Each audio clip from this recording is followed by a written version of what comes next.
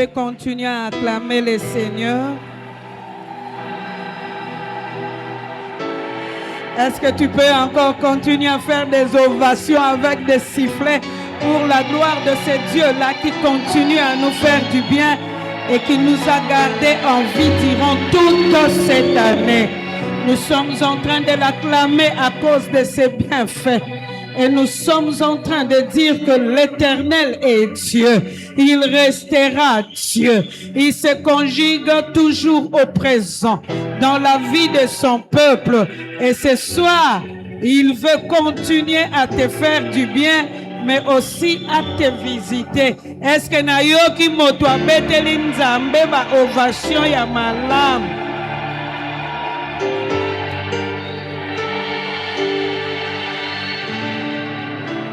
Merci Seigneur Jésus. Aujourd'hui nous sommes le 26 et lorsque nous calculons très bien, il nous reste 35 jours pour que nous arrivions à la fin de l'année. Lorsque nous avions commencé l'année, on avait comme l'impression que les choses étaient lentes, mais en réalité, aujourd'hui, nous pouvons voir les choses comme si c'était très rapidement. Mais avant toute chose, nous allons prier. Que tu puisses dire à Dieu merci parce qu'il te met dans la liste de personnes qui vont être là le 1er janvier. Est-ce que Zana Motomo Kwantimi a osala le 1er janvier? Tombola kaka mongongo, bando betela nzambe maboko, bando bondela. Lobana nzambe na analyste abatwa le 1er janvier. Na analyste abatwa le 1er janvier. Est-ce que tu es en train de le faire? Bando lobane merci parce que tu posséderas 2026. Tu vivras sa grâce durant toute l'année et que ces merveilles soient le tapis qui te conduira partout où tu seras en 2026. Est-ce que nayoki motoa kobeta? Aobeta maboko, akobeta maboko pa kobonde la nzambe na 35 jours etikali nzamba mimonisa. Merci Seigneur Jésus. La deuxième prière que nous allons faire, il nous reste 35 jours. Mais nous allons aussi dire à Dieu merci parce qu'il nous a conduits depuis le 1er janvier jusqu'à aujourd'hui. Pas pour l'embanete, à osale la kayoka bolam. Est-ce que kokiolo bane merci na kobeta maboko pe na kobondela. Olo bana nzambe merci. Il nous a conduits. Il nous a conduits. Waouh! Durant toute l'année, il était présent. Et il s'est manifesté dans nos vies. Oh, que ce Dieu-là soit loué. Que ce Dieu-là soit exalté. À cause de l'amour qu'il manifeste à chaque instant dans nos vies. Est-ce que nazoyoka moto azobonde la nzambe atambu sibiso ya kosambwisa? Merci Seigneur Jésus. Amen. Y a-t-il une personne qui est sûre d'entrer avec nous en 2026? Yangwana yo attaque kozala rapide. Y a ba bénédiction en 2026. Car l'air au côté les premiers. Bolam wankolo e banti. Yango bando posséder 2026. Bando senga nzambe oyo yo lingi na 2026. Nakanisa ki okobondela nzambe pe ozo senga ye oyo zanango posa na 2026. Tombola mongongo yaya. Tombola mongongo yaya.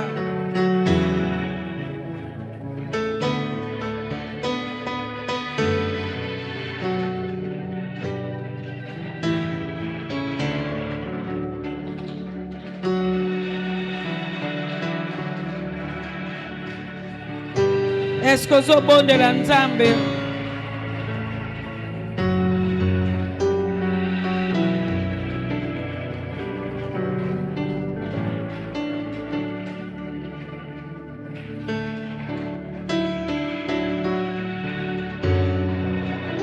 Merci Seigneur Jésus. Amen. Que Dieu vous bénisse abondamment. Nous allons prendre directement nos Bibles pour lire dans 2 Rois. 2 Rois au chapitre 13. Nous commençons par le 20e verset jusqu'au 21e verset. 2 Rois au chapitre 13, 20 à 21. La Bible nous dit exactement ceci.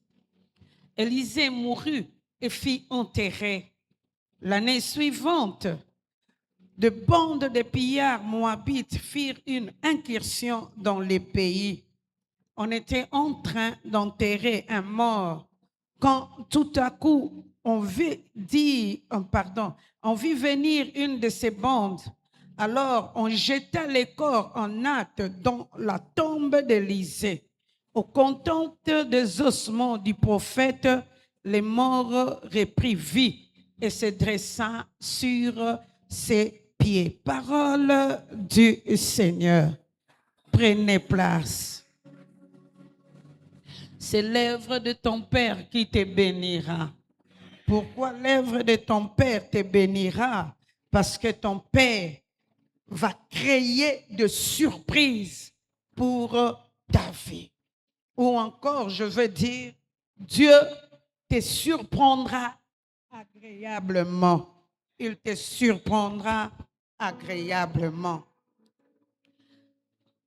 Vous devez comprendre que lorsque nous sommes dans les livres de rois, donc premier et deuxième roi, il y a une période où Israël était conduit par les rois.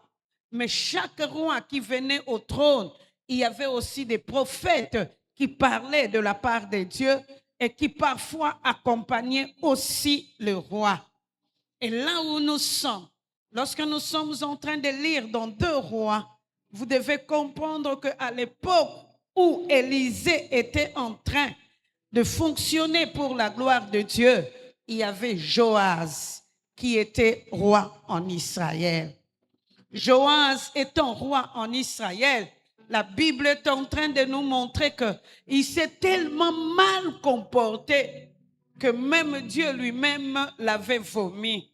Et la Bible nous montre aussi qu'il y avait un prophète qui travaillait ensemble avec Joas qui répondait au nom d'Élisée.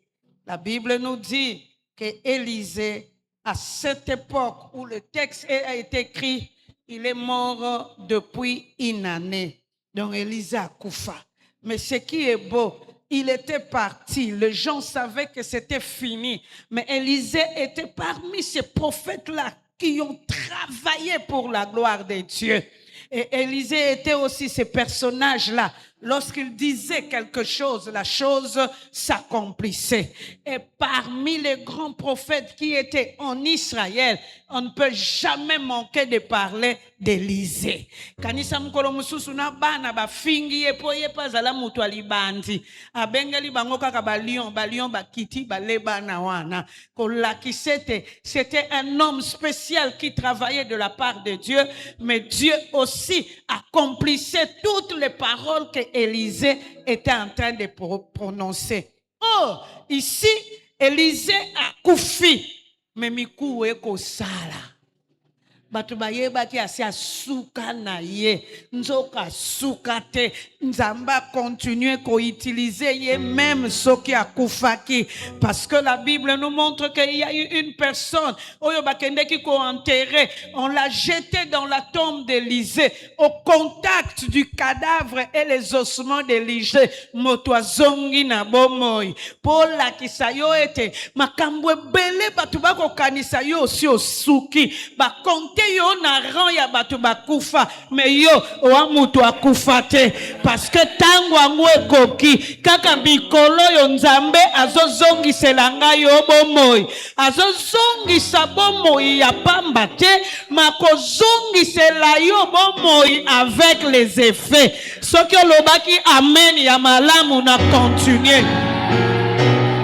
Oh, mwana mobali oyo akufa cadavre pamba esi sila nango mais na contact à mutu misuni ezongi yango nangana oyo biso comme tu es en contact avec Jésus orosuke la bongo te oyo ekufa na bomoi na yo lelo lokola mosakoli na tomboli loboko na nga pona loba na yo bomoi ekota na kati ya bomoi na yo oyo ekufa ezwa bomoi oyo ezala te ebota oyo nanu esalama te esalama na vi na yo na vi ya baninga te me na vi na yo ete Nzambe asalela ngai yo bolamu oyo nanu batu bamona te oyo nanu batu basimba te esalama po nanu bamonaka te na Israel mikuwa ezongisa bomoi me bavivango yango oyo nanu batu bamona te na sopeli yango au nom de Jésus ekokisama na vi na yo oyo famille na yo esimba te yo osimba na yo yango parce que l'heure a sonné où l'œuvre de ton Père créera de surprises pour ta vie. Est-ce que na yo ki amen malamu yango na kangi amen no nyonso na buakeli Nzambe na lobi na Nzambe ayoka pako kiselanga posa motema na yo. Oh, la Bible est en train de nous montrer que ces gens-là sont venus enterrer une personne. Mais mutuango ba enterra.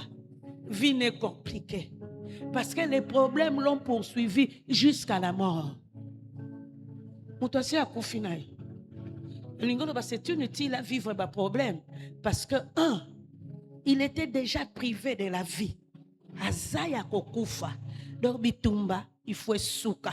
Yango ezana bato ebelo on dirait ozalaka na bomoi, mais on dirait quelque part comme si tu es privé de la vie. Pour eloko moko avansaka te, otalaka ndengo kanise la vie na yo ebimaka ndenge yo kanise lango te. Tu es parmi ces personnes-là qui ne peuvent jamais accepter que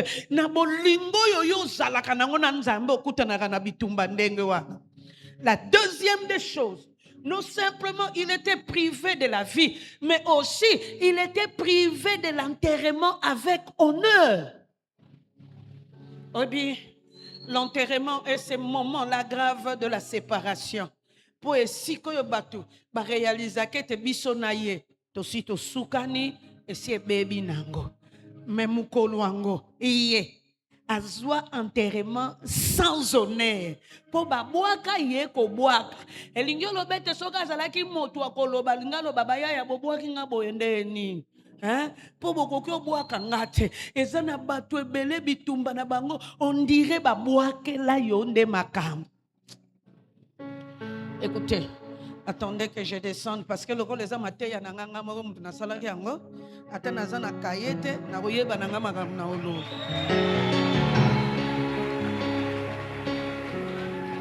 Ya na bato ebele na ba famille ebele.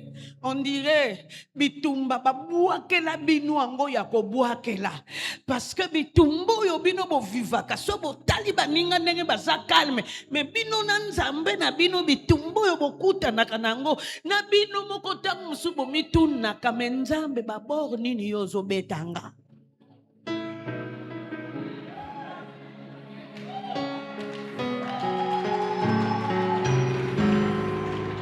Il y a parfois des moments dans la vie otali Nzambe oyo zo sambelo otali na vie na yo moko zo mitu na vie babor nini ngo obeta na akape na bagenda na nga kote na uta ki mena ya kote na yo e perdement babor nini ngo okanelinga ou osalinga nini. Et parfois il y a des moments où parfois tu es surpris et tu te dis na luka makambo nini na senamo.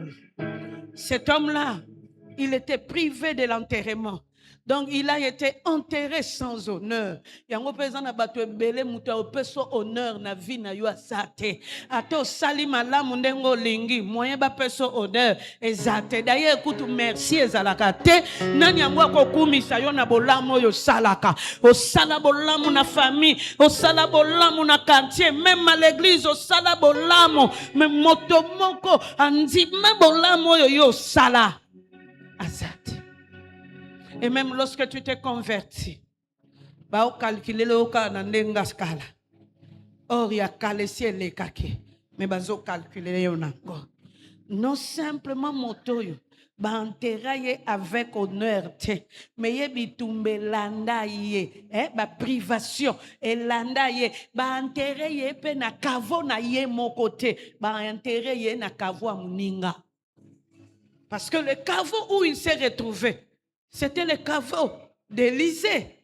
Oh, azalaka pena oyo ya ye bakokaki kokoloba na ye bon tobuwa kona nukobuaka kotoyo mukolo tokoyaka tokobongisa makambo te parce que bakamati ye batie ye na kavwa muninga. Oh pana biso batia yo na kavwa muninga, c'est un sacrilège. Mais ye na bitumba ne so tali vi na ye tina kufa na ye, un homme qui ne vivait que des privations. Yango zapena mabote bele privation, on dirait baloka. Ya malonge zate, ya malamu zate, na ba oyo babala tabake, na bino moko ba polo famille bo yebete ba replier na bango ghetto. O mona pata sali 15 ans mukolo mususo na zong na ngapa biso. Oh, osio dia ozongelini. Et lorsque nous regardons la vie de cet homme, sa vie n'était rempli que de privations, même jusqu'à la mort. Quelles sont les privations que tu es en train de connaître? Nayoka tata moko lobi ami, même 20 000 francs. Nana ngote, mena mubali, nana bana, bona mona bana nanga, balamuki na tongo na mwasi. Ba otalo ba lobina bango eloko te mais ka misu non le rekokuta na bango ozo comprendre te mbongo mapa il faut bima mais moyen bimezate mbongo biloko kolia il faut bima moyen bimezate. Alors bina nga j'ai comme l'impression que la privation m'a réduit na mokasi ya kimobali ezali susute. Parce que lorsque je regarde ce que je vis, c'est compliqué. Mais il n'y a pas un moi si moko munoko moyente. Aswani sakeka kanatangwa biloko akolia. Poso ki mère wana débrouiller. Asombi moi loso pour appeler sa bana. Il n'y a pas lia elongo. Ayo kama lobati. Zwaka mwanda mwana. Oye tikali tozo tiki la bana. Ofandela ngaya baninga bakende ko luka kambongo yo yebi luka mbongo tesima na una butu mitungi sikaka. Donc akoti na domaine oyo bakota.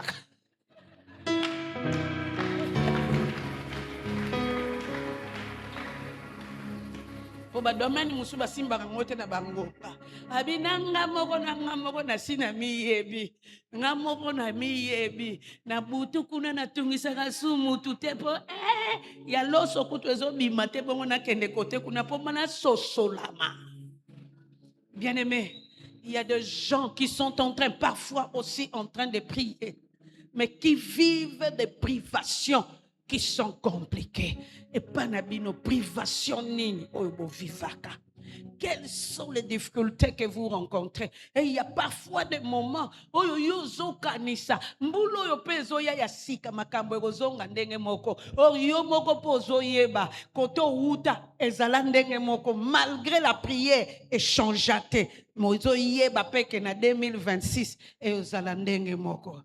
Bien-aimé, quel que soit ce que tu as connu hier, il y a un Dieu aujourd'hui. Et le Dieu qui agit aujourd'hui m'a dit de te dire, il va te surprendre. Quels sont le genre de privation que tu es en train de vivre? Le lolo belanzambe tozo suka na wana privation. Pomi kolweti kalina kokota na ngote. Parce que je sais que je suis en train de me déconnecter des privations pour vivre la grâce venant de ta part. Atal lelo na souffra qui me lobi nanga na souffrir te. Est-ce que moto moko aza d'accord nanga? Est-ce que moto angwa kokyo telema? Tombola mongongo banda ko se déconnecter na ba privation oyo bino boyebaka. Ba privation oyo ezalaka na famille. Tombola mongongo beta maboko. Se déconnecter nango. Est-ce que vous se déconnecter nango? On a besoin trop, c'est trop. Aujourd'hui c'est fini. je suis devant le trône des grâces. Bible Père Lobby, le peuple viendra à toi dans ton temple et tu accompliras leurs prières. Accomplir prière na yo. Est-ce que nazo yoka yoko bondela? Est-ce que nazo yoka yoko bondela? Tombola mongongo yaya.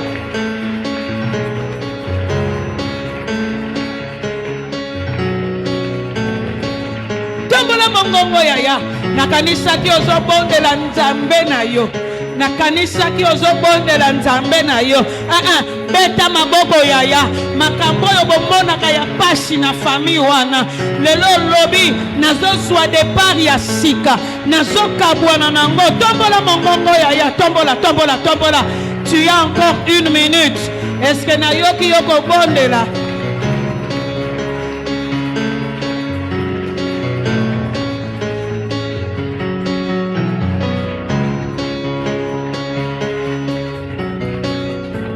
Merci Seigneur Jésus.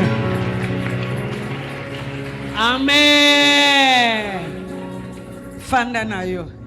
Donc so monika ke longia mama ni ye mateya. Ye baka ke to bonde la kaka.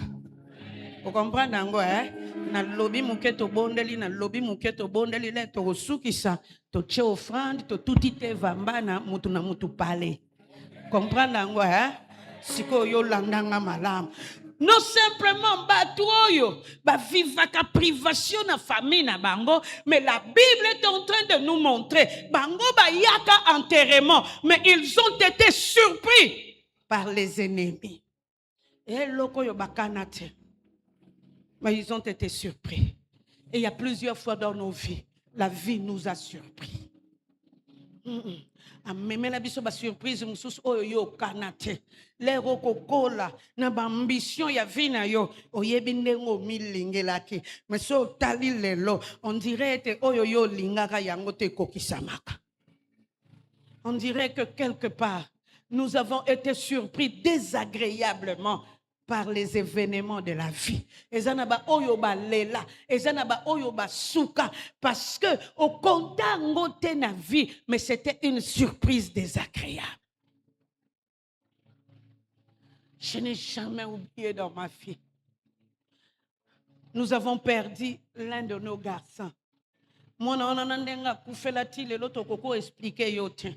Maman pasteur, mobali pasteur. To sale la nzambe to bonde la batu ba wobika mwana ngoko tunatongwa mukolo wa kufaka na ballon na ye tellement que c'était un bon gardien ake même l'école la kutani na baninga alobina bango non j'ai la malaria et la fièvre typhoïde, je veux revenir seulement le lundi. Maintenant là je suis en train de suivre mon traitement, je viendrai ba beti bale na baninga avant ba kota classe. Moninga zonginda kuna poko akufi, donne les explications. Et pourtant, quelque part, tu as un verset biblique que tu chéris. Ils ne travailleront pas en vain. Ils formeront une race bénie de l'Éternel, eux et leurs enfants. Verset échangé. Et tikalindenge wana. Former une race bénie, mais le contraire s'est produit. Oh, dans la foi, c'est ce que je n'ai pas demandé à Dieu, mais Nzamba salindenge ya lingaki. Et il y a parfois des moments où nous rencontrons des événements, yomoko kokamwa, nabo Nzambe, mais tu es surpris. La façon dont tu as espéré ton ménage, yangote bibi. La façon dont tu as espéré même le travail, pour dire simplement que ces gens-là ont été surpris. Et bah te belé mikolo, atazo sambela, mena maya misuna vie parce qu'ils ont été surpris. Bien-aimé, qu'est-ce qui t'a surpris dans ta vie? Oh, c'est la Joseph Abala yo. Joseph Abali, moi si mususu me église. Ou encore, abali moi si mususu me ya église moko libanda. Yango mona kana be église na biso. Basi oyo ba uta libanda, babala ka mibali église mususu bazala kana basi po bazala accepté na église na ba mama na bana na bango ndenge totalelaka bango tokomona kaka libala kote na biso me libala edie bamama ndenge wana bazali awa basi bamona yango po kokanisa te ote biso vraiment nous sommes dans la foi kipaka nango te ezo ndire loko moko etelemaka na motema oyoka kaka parole malembe yango na église oyo amonaki basi te bamere nga na pe baza na ba raison po yo lero okeno bala pa mosusu ya bango bazotula in English she is tooling okompana nglango bango bachaka hingi na suka le yo zwi kaka ya lingalo chesi kamoko she is tooling donc yo moko zokamwa kaka ya biso batula kabino bobala ya libanda batu na vie surtout actuellement plusieurs personnes ont été surpris et comme kolo dollar akita nga mama emetondi poezana na batu bazana na ambition na bango mais des surprises bango bakende ko enterrer et surprise wana ezalaka désagréable mais même si le monde te surprend désagréablement, Dieu m'a dit de te dire ce soir que lui a la capacité de te surprendre agréablement. C'était déjà fini l'histoire de cet homme. Asi akufaki, ba memi même na cimetière po ba ya kokundaye, mais mokolo ngo surprise ya Nzambe bimi. Oli akufa azongi na bomoyi. Yango na sakoleli yo ozo sukate Nzambe na bomoyi azozongi so na bomoyi azosalela ngai yo bolamu abomoyi mokolo ngo non simplement mwana mobali oyo azongi na bomoyi lorsque sa famille était en train de fuir yoka malamu la famille en fuyant bakokima les ennemis moabites qui sont entrés mais ba réaliser mutu oyo bango bakundaki alamuki donc deux motifs akokima mbangu mama mutu akufi alamuka ata azalaki ndeko na yo musika na sima nango tobeta kope malamu na boso na te fiel na biso moko akufaka me munoko ezalaka kofungwama batie ye super glue po ekangama malamu bafini yango pe très bien le wana tozozala na bibembe na bandako efandi super glue na moye fandi super glue cédé na badiakre na badiakonesse bafandaka pembeni parce qu'il fit pasteur bamona kaka munoko pasteur eche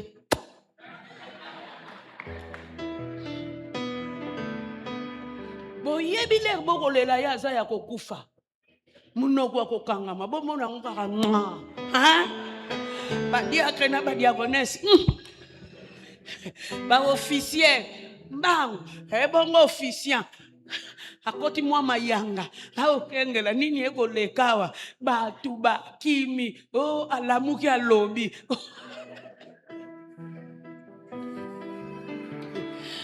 bavandile kolamuka lobi mwasi agangi te lera kufaki azalaki munoko akofungwama bachaki ye super glue na samutema bongo kalo oyo koloba te yaya falolo bango kala me batutu bayebi kaka joy alamuki sikolo bana badiakonesi bazonga nani akozonga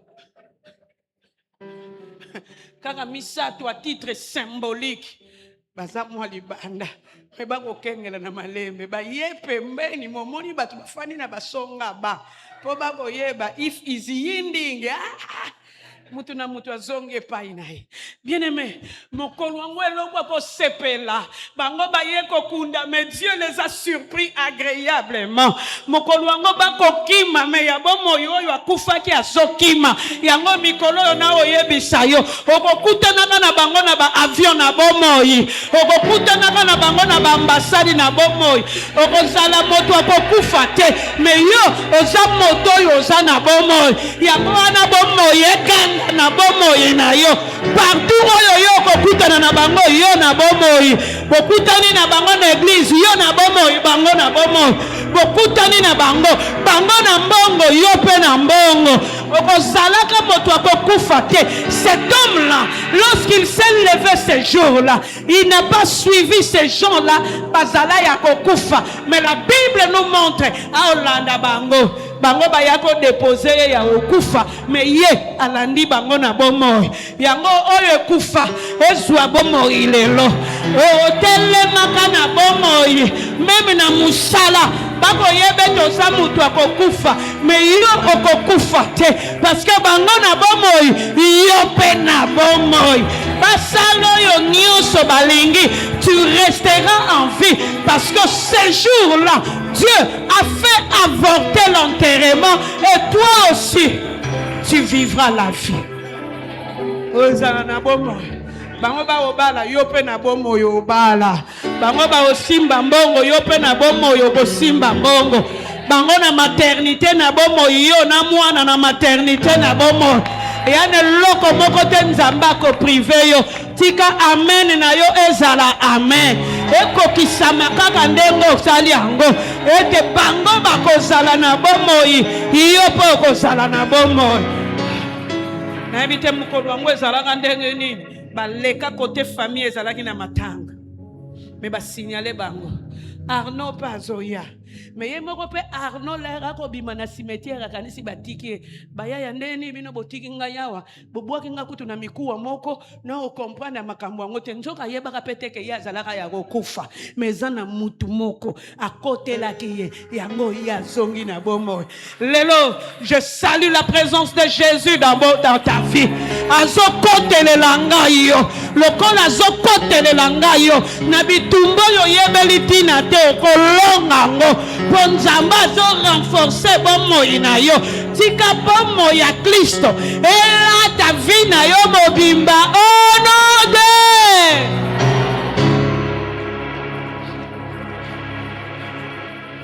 kanisa baya na cimetière akufa même kolwa landa bango mutu abomoy yango na basekaka na bango yo batala ko na musika oyo asi asuka même kolo ba okutana nayo na bomo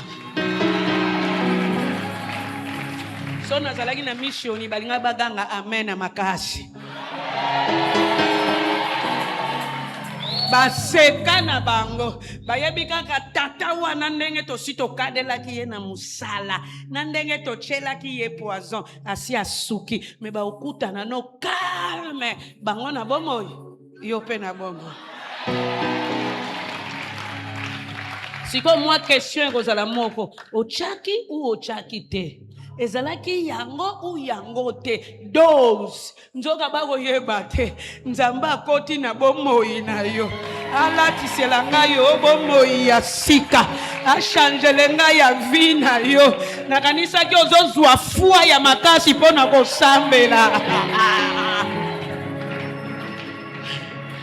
alamuka te pona ye moko alamuka po nzamba kotela ye yango makambo ebele mikolo yo kozwango pona yo moko te parce que Dieu s'est décidé à te surprendre a kokotela yo na bitumba moi ya butu a okotela yo est-ce que na yo ki amen ino mala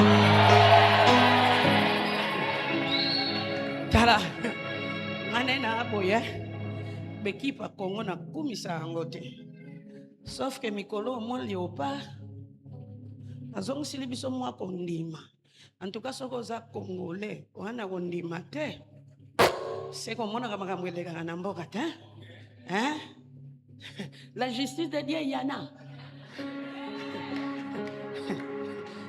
oh match ezokendo silo mona kaka mwa peti ya mwa beti ngidi ewo na yo moko kamwe to ganyaki o toza kokende nile te na tongo lamuki omikamwele siko yoka bavanti makamusu na fois to explica ngo na bale kaka yoka nga na gumisa real ata ba poli na olia na nga malamu wana omwe tension ya musika bapola na bango na kukufa te na komibomisa te na kolia na nga malamu le madera ana nuna real mkono msuba obe ba père ba seki ba yena benye nani madera reya baobeta contre Levanté.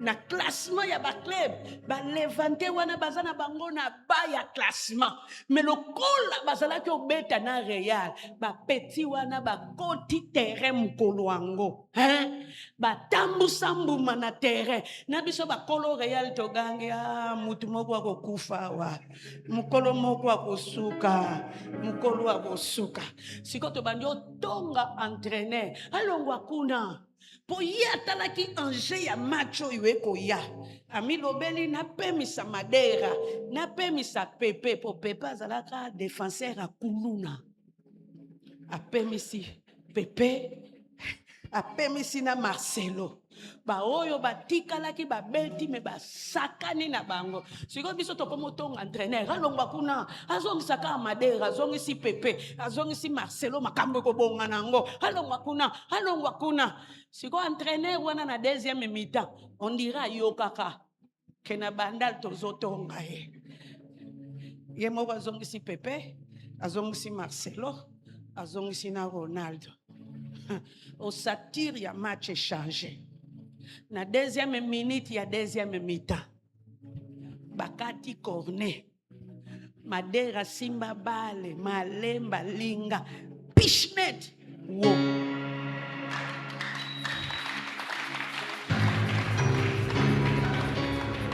na kabana bagangi mama le Real a marqué na balongwa kuna bandakala wana bazalaki wapi Madera wana kaka na 10e minute ya deuxième mi-temps mama batindeli e corner asimba ngo malamu na mutu po ya mutu to bengaka ngidi ate ngidi wo.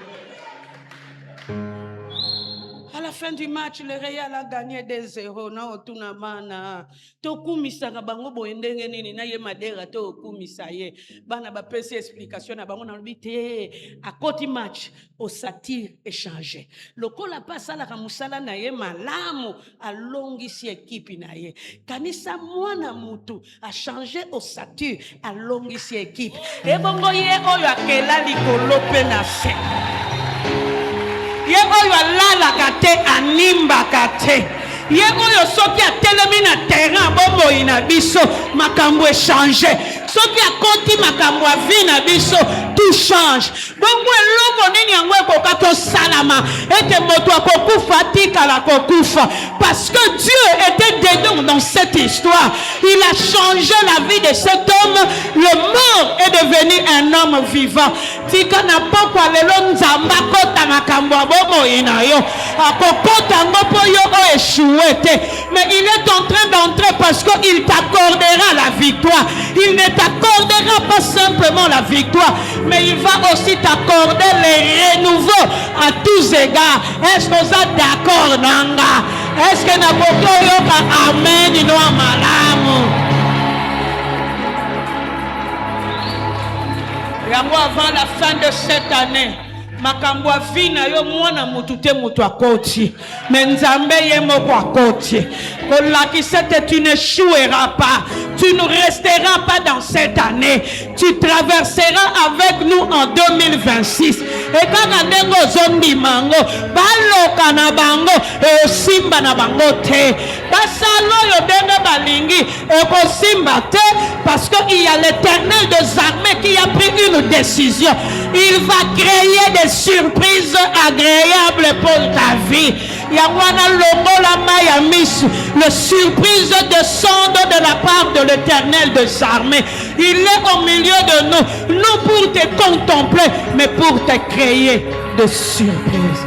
Yangwana kaka ndenge mvule betaki na tongo lelo nzamba sopele langa yo ba surprise oyo ko sepelisa bomoi na yo oyo kanaka te ekwela ngai yo avant la fin de cette année oyo yo zanango posa omonango kokokisama parce que les surprises ne viendront pas d'un homme mais les surprises viendront de la part de Dieu. Est-ce que vous êtes d'accord nangai? Quand Zawana bando bonde la nzambe, olobana ye crée de surprise, j'en ai besoin. Tombola mongongo. Est-ce que vous bonde la nzambe? Il te promet des surprises. Il créera de surprises pour ta vie. Il créera de surprises pour ta vie. Angana kanisa ki ozobondela. Na kanisa ki ozobondela. Na pokwa lelo. Il t'a promis de te surprendre agréablement. Ekokisa manavina yo.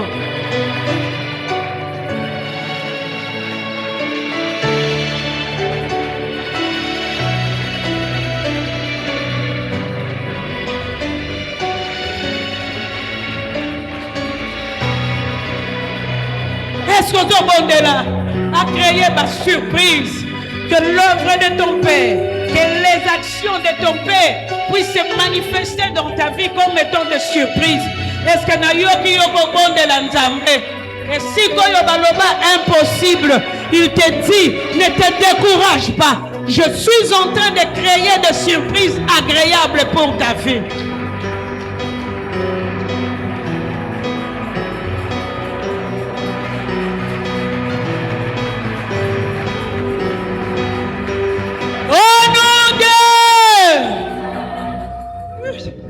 Fandano.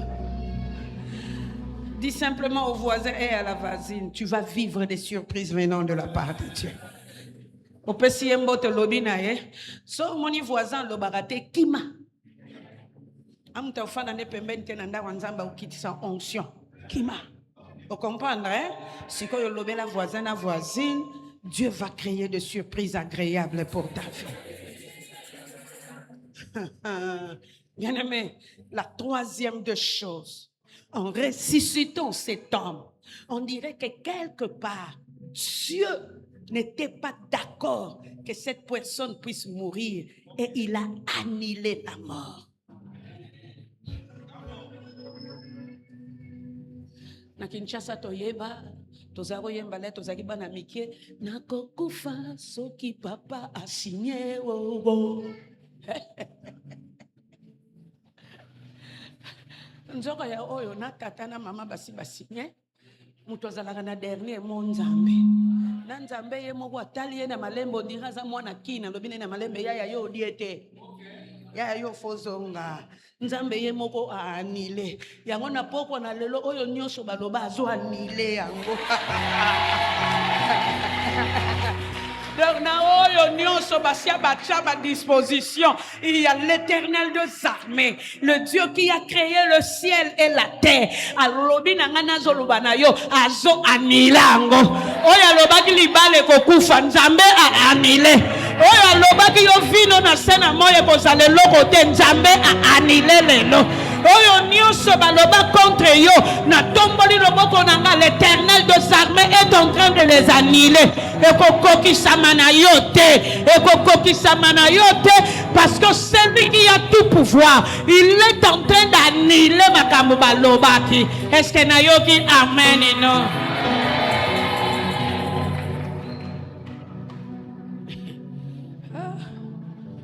Vie ezalaka bien kotambola na Nzambe. Pour ma camuso bando kuta na ngona yo moko zokamwa. Oh comprendre oyo Nzambe. Na bossa na jamais. Jamais alors. Maman moko église. Kanisa na bandi pe pastoral sika na ngongango. Na mwa ba jipi na nga. Nga wana na okende ba bengi o mundimi mwana na ya kokufa. Mwana ngo pazalaka mwana école de dimanche pa na biso. Siko na tableau. Bo mona pena bokoti na lupango batu basi basombaki badra na biloko na bango baozela kaka kata mutema bamemaye siko bamona mwa ba pasteur moko a mission poto zaki na petit na ngamoko ye pe pasteur to kota yo kataza la pasteur église indépendante ondima awa onctueuse ali omona ka ba de pasteur a mission to koti kopango calme to koti. Si vous avez otala bino, ndeba otala bino, on dirait ba koloba mutazo kufawa, okanisia kolamuka lisusu. Si vous pe pasteur na kendeki na yele wana yazana no pasteur te. Akika moi en église mais nazaki formé parce que c'est aujourd'hui qu'il est devenu pasteur. Atuninga mère a to bonde la ndenge nini.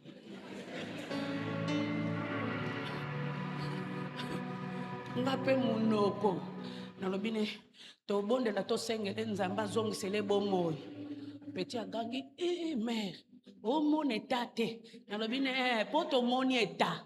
Yangwana to kosengele bomoy. Donc petit akotalanga, le to kosambela totala ne na misu te. Bo sambela boko beta maboko na balouage petit soka talinga ngape na tali na balusi elongi na nga calme. To sengeli e bomoy. Le to ko bima na bato ko ba kotala biso. Tokende na katikati ya nzela tolobani pendant plus ou moins 30 minutes. Il fallait to bima to ya na victoire to za transport. Abinanga mais yo pour luka makam. Est-ce que on a vraiment il fallait senga nzamba bikisa ye.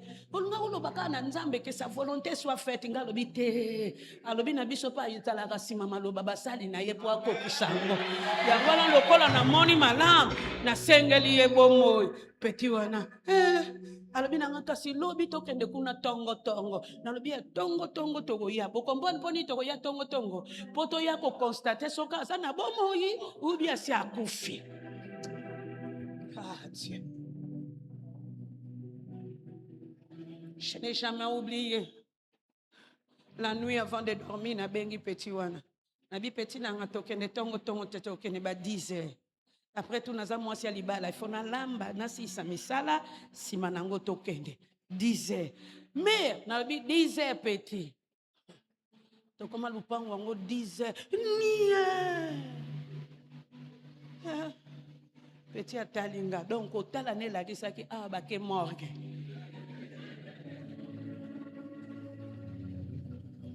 Ngape courage abana boudin. Kokoko. Mutu azali awa batu nyonso yo tomonaki na pokwa ata mutu moko te. Le toko pusana na sima na yoki une voix très faible. Mama ni kondo. Nzamba na bomo.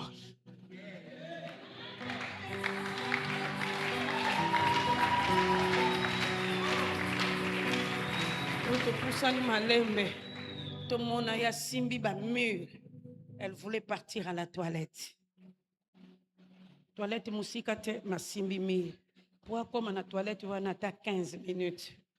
Ngamo na kena kotike. Siko petit azotalanga makamuni ne lekanaki. Ngabe na signaler na pete na yebina ngama ngamo lekanaki te mena moni nzamba lekaki koto.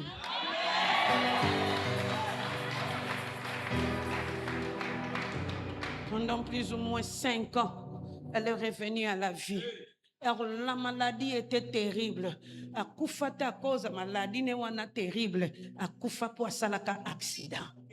Dans ce cas, salaki accident wana te, elle allait continuer. Bien aimé mukolo wango nzambe anila liwa. Yango oyo nyonso tu baloba. Na batu abutu tona mo ilelo nzamba so anile yango. Ndenga anilaka liwa ya mwana bombali oyo yo pe ba anile malobe loba maki ba anile ba disposition salamaki contre yo. Ce soir Dieu a pris une résolution. Il est en train d'annuler toute chose qui est contraire à sa volonté. Tika oyo bakanela yo ezala annulé. Soki bakanela yo maladi annulé.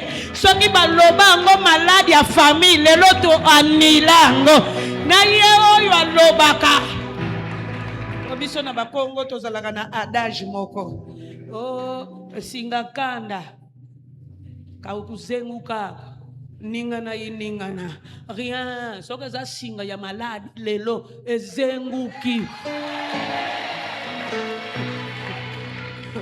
soki eza makambo elandaka batu lelo tozozengango kolobete rien mbaloyo yange koningana te mezo katana parce que la grâce de nzambe na bomoye mukolo yango nzambe azala ne d'accord te ke mwana mobali oyo kufa azongiseli ye bomoye. Nzambe pas azalaka d'accord te lorsque tu souffres. Azalaka pe d'accord te lorsque tu pleures. Azalaka d'accord te na makambo yo kutanaka nango. Yango na lokola azalaka d'accord te lelo. Azokata. Azo anile nyonso oyo mabe. Oyo bakotisa na destinée na yo. Est-ce que oza d'accord nanga to bondela? Telema na mbangu. Tombola mongondo bande anile. Commence simplement à annuler tout ce qui est contraire à la volonté de Dieu. Est-ce que tu es en train d'annuler? Est-ce que tu es en train d'annuler tout ce qui est contraire à la volonté de Dieu? Tombola mongongo yaya.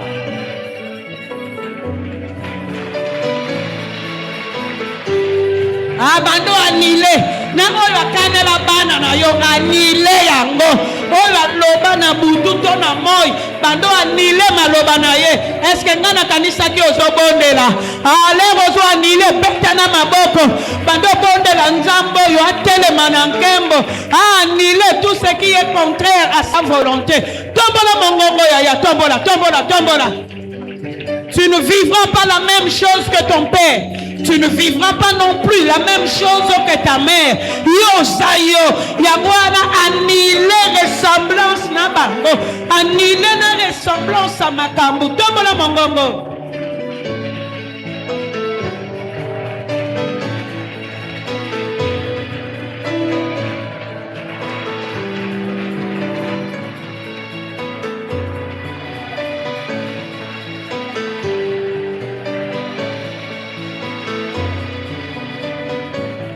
Est-ce que nayoki yoko bondela?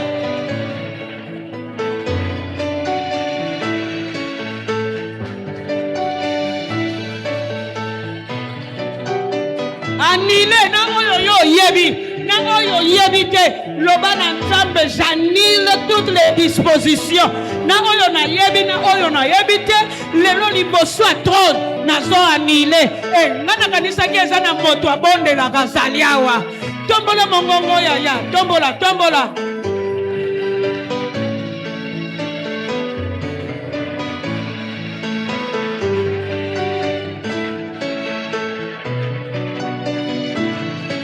Oh non, Dieu!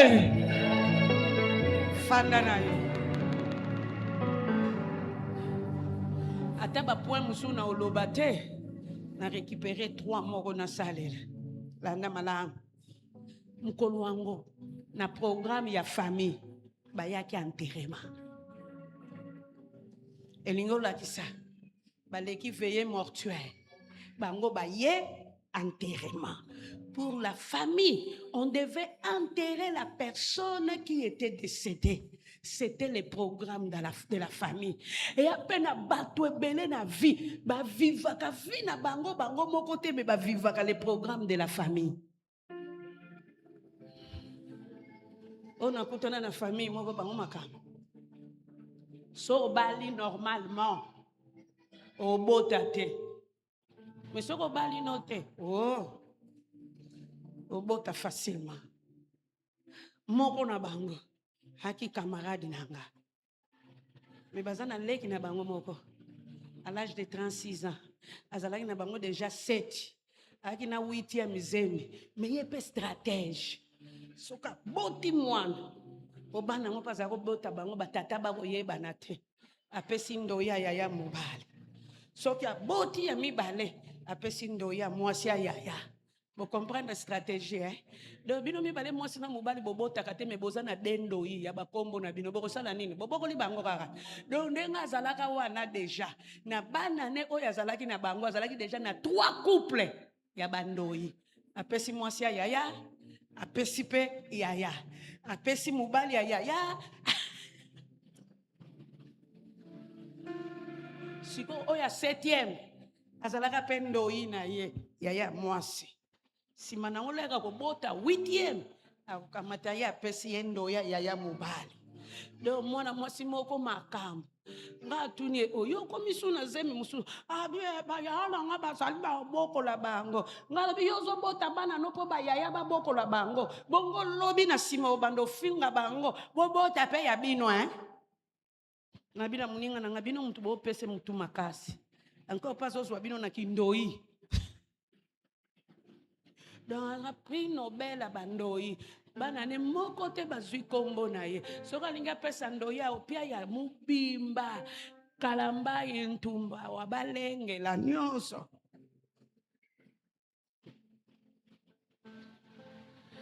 yope mwana mwasi Pauline wa mujulu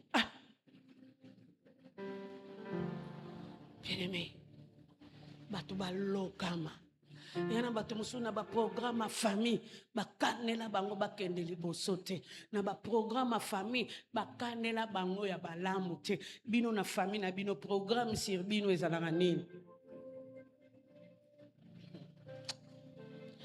On a kutana na famille mosusu bazala na nzungu na bango mezala na kombo ya bato efo bakufa ya mama oyo efo aperdaka bana na ye po nzungu eproduire mbongo. Oh, soki mutu asimbaki nzungu akufi elingi olobe te automatiquement avant que nzungu wana ebanda produire il faut makila etanga po eproduire. Siko mama wana akufela déjà 4. Mais moko abana na ye, un homme très intelligent, il fut parmi les lauréats d'Isaïe. Nalobi di Congo te, d'Isaïe. De mwana mubali mayele, mais mwana mubali asuka akoma kolangwa ya kolangwa mela masanga na tembe. Kutu ye na kwiti ya leka niveau nango. Ezalaka lisusu ta mela masanga, ata bino bo mela ki botiki sololaire ya koleka adie na ye. Donc, il y a qui échange à niveau. L'air yo nga fona mela moko pona mona mwa muke te ye bino bo mela na bino. Mais l'air le ka côté wana soka yoki ka solo. Ye moko bandi nga bon moto alangwe. Moko kaka tika la ki ya malam. C'est cette fille là qui priait chez moi. Mais quand on s'en était na bina baningani yango ndeko na bina zo mona na tena ndawa nzambe. Babi o mama za malade bazongisaki ye makila. Oh, bongo ya za malade azalaka kutu na basekele makasi ayebisaka nga. Pourquoi ayebisa nga te? Bolo bana ye aya. Babi mama azoko kotambola tale na tindi bandeko nena babi bokendo pore ye. Bomvene na ye. On comprend le verbe ko pore bokendo pore ye boyana ye. Ba ye linga ye.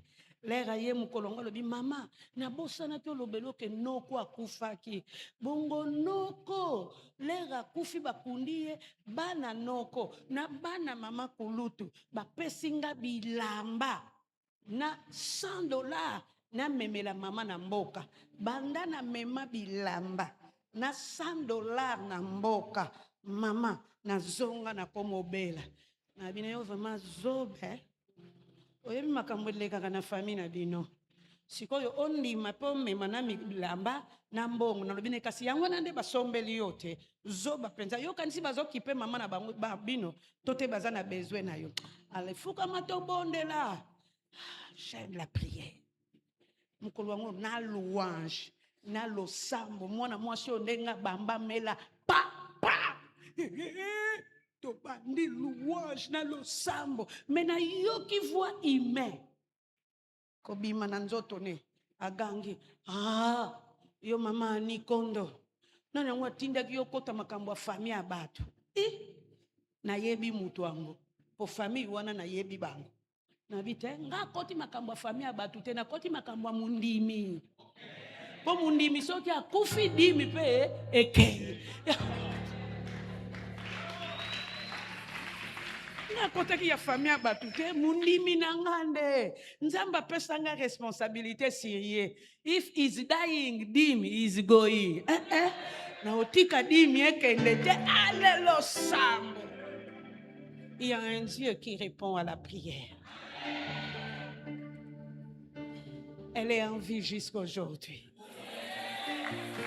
Mais mikolo elandaki yaya moko balongoli musala et pourtant il travaillait dans un très bon endroit. Balongoli musala. Yaya mususu après 2 ou 3 mois, yenda kufaki. Donc terrain tikali libre. Bien-aimé, quels sont les programmes de votre famille? Lelo na yomoko. Quand on dit mila Jésus au signaler ba malembe na bimina ba merde ya famille na bino. Na bimini oh na liste bochaki nga na programme ye na longwe na programme na bino na koti na nga na programme nzambe famille na bino basala programme nini baloba nini bana mibali ba obonga te ou bana basi ba obonga te lelo bonde la nzambe kolo bana ba disposition na bango na zolongwa batu wana bazalaka na programme ete mwana mobali wana bakunda ye mekokunde simba kite yo pe oyo famille akana contre yo simba nango te pona mbalo yo eza bango te eza nde Jésus. Est-ce que ça na moto a d'accord nanga oyo nzamba lobi non moye simba na vina yo ezate. Bien-aimé, ces jours-là, en allant enterrer ces garçons, c'est comme si il était en train de subir les caprices de la famille. Ya on batu mususu vivre na caprice abaninga. Oh petit moko yebisinga mère na na mayela médecine te na sina double ata 4 fois. Mais père à lobby, faut na sala médecine ou rien. Attends doublé na go fouti lo minerval. Ezalaka mayele eza nango te. Yango koti na bureau cabinet médical mususu. O ka mokutani na médecin azo buko nzoto. O il fallait sala ista.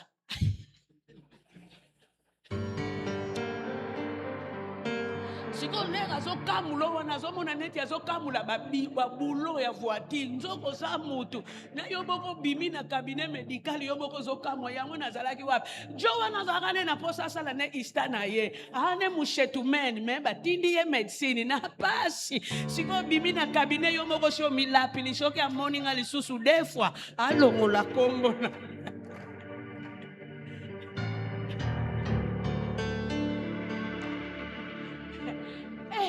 ya ni papa lobaka kaka médecine ou rien a doublé à 5 fois baninga bazokende pembeni ya kosilisa ye kosilisa eza nanu musika po azozila kanisa pe na système ya médecine échanger nango na makambo tokomona ya enseignement ba système LMD ya aza ba classé ye na LMD